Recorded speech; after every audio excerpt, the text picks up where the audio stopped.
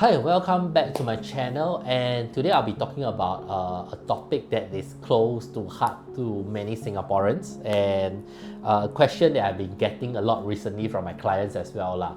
And that question is, should I continue to hold on to my HDB or should I sell my HDB now? So when they ask me this question, it's very clear that they are just thinking whether it's the right time to sell before HDB prices drop, or should they hold on so that HDB prices will increase more. So to answer that question, right, I will always ask them, what's the number one factor that is stopping you from selling a HDB at the highest price possible or an even higher price? The answer is pretty obvious. It's of course our government. If you were to think about it, right, as homeowners, our objective is always profit maximization. But is it the same for our government? Of course, if it's the same wholesaler, then our objectives are aligned. We will just continue to sell high all the way. But obviously it's not, right? HDB is not a financial tool for you to make the most money out from. For our government, their objective for HDB is actually affordability to the masses. They are called public housing for a reason. So if you were to think about it in the long run, right, if an individual owner objective is to make as much money as possible, and our government objective is for it to be as affordable as possible, you versus the government, who will win? The answer is pretty obvious, right? The government will win. But they do not directly say that, oh, I will force you to sell your 5-room at 500,000, 600,000. They do not do that. How they do is through a series of policies that will affect the supply of the market and the demand of the market. Because ultimately, if you understand econs, what really affects the prices is just demand and supply. If demand reduces and supply increase, what happened to the price? And that is what our government have been actively doing for the past few years. If you look at this list of things they have been doing to affect the demand, right, and the most recent ruling where they reduced the loan to value to 75%, you will realize that our government is really very actively trying to curb the demand so people do not overpay. And on the other hand, for the supply side, since 2021, our supply has been steadily increasing, or I would say that they have a 5 years plan of from 2021 to 2025, they are going to launch 100,000 BTO. To put this into context, right, how much is 100,000 BTO?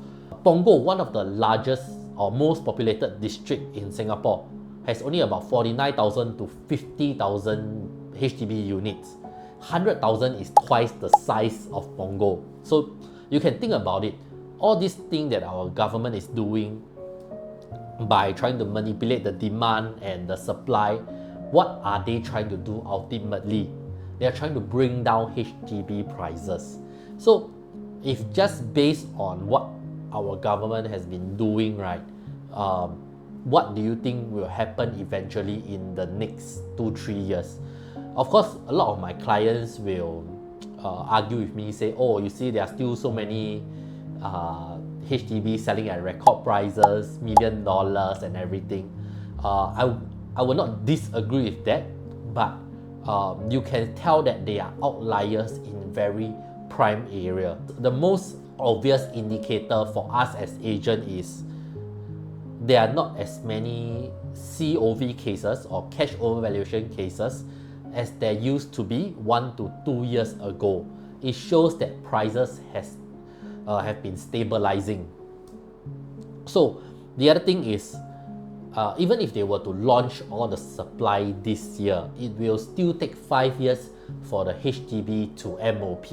So this is actually a small window of opportunity for you to capitalize, right, before this influx of supply come into the market and snatch away the demand from you. So to answer the question of if you as a HDB owner, should you sell or should you hold on to your HDB, right, this might actually be the best time for you to sell before all the government policy take into effect and you will lose all the gains that you get from the past few years lah. Of course, you do have to understand why did HDB prices increase so much since 2021 all the way, I would say 2020 all the way to 2024. It is because of a black swan event which we know very clearly, that is called COVID.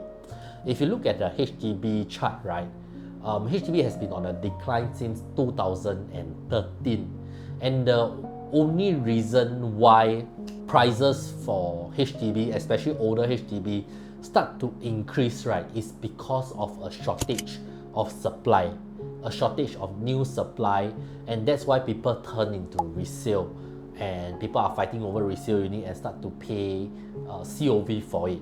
But our government have been actively trying to remedy this situation, and I will say over the next 1-2 years, people will start to feel the impact, especially for resale owners. So of course, I do have another group of HDB owners that are currently renting out their HDB unit.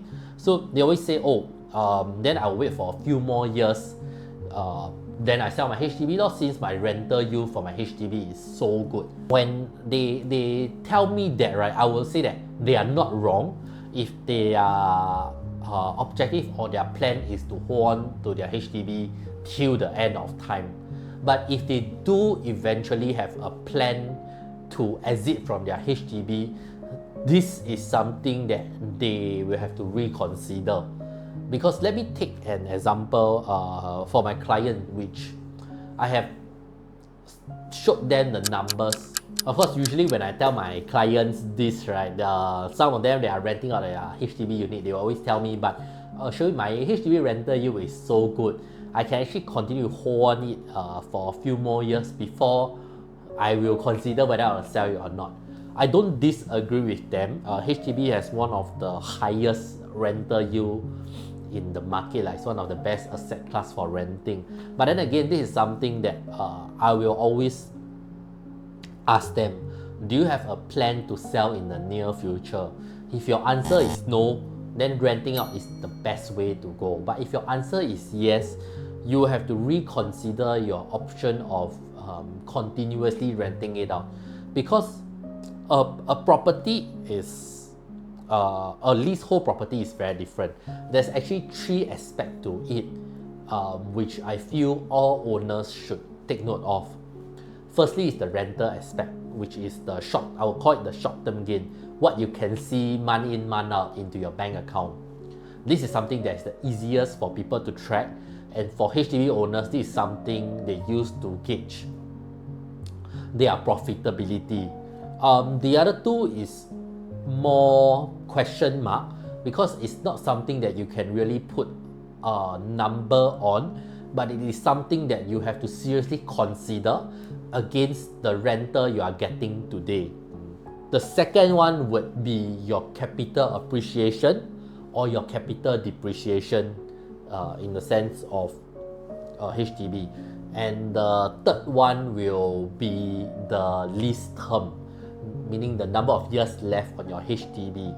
Because if you look at it in the whole picture, right, considering the whole context, right, if rental, you are getting consistent rental, but your property is losing money over the next few years because of government policy or reducing lease term, this is something you have to work out the math. Okay, take for example this HDB which I sold recently at 419 Fajar Road. Before COVID, right, the prices there were around only the 300,000 range, and during the COVID period, even though it was rented out at a very good rate, I managed to sell it for 438,000. So my owner didn't want to sell initially, but I put this across to her. Now, of course, it's a record price in terms of rental. She's getting like $3,500 every month. But you do have to take note that property tax has increased, and you do need to pay agent fee on your rental and your monthly town council fee as well. So all in all, the net profit for her per year, right, is around 33,000. For the past 10 years since 2013, the highest price ever transacted for an area was 410,000. So it took her around like 10 years or 8 years, right, for it to go back up to the same level at around 438,000, which I transacted. If she continued to hold on this rental yield of 33,000, assuming the market rental will always be this good, okay, 33,000 every month, but her current HDB prices revert back to the period between 2013 and 2019, which is around 300,000. Whatever she earned per year, she's actually losing out in the capital gain part.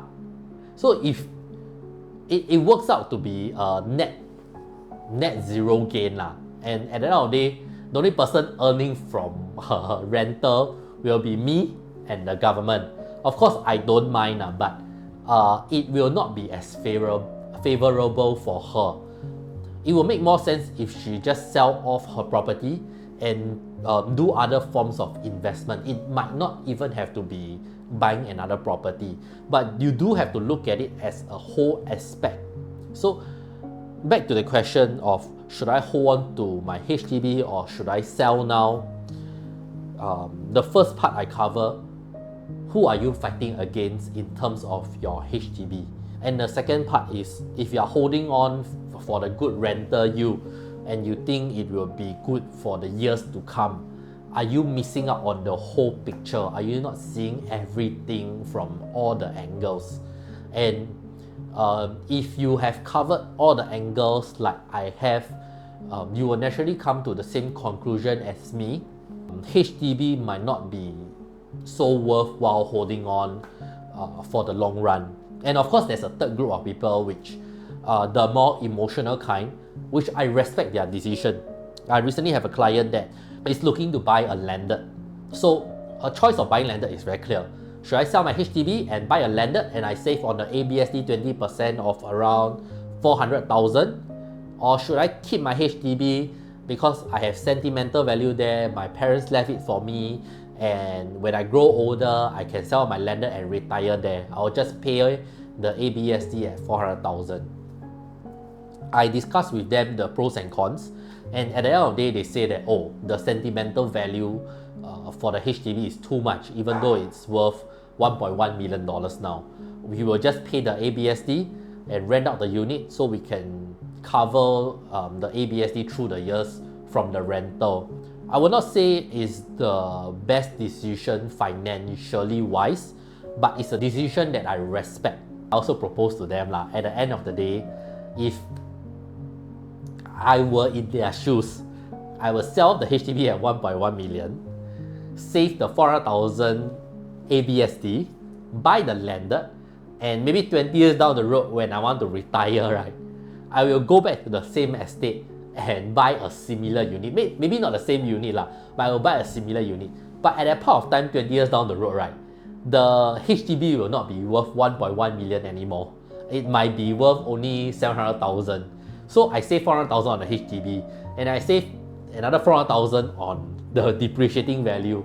All in all, right, over like a 10-20 years period, right, I save $800,000. So that's what I would do in their shoes But because they find that they couldn't find the same unit anymore, so this is for the more emotional people. But I'm not saying it's wrong. It's just that everyone have different objectives when it comes to making property decision.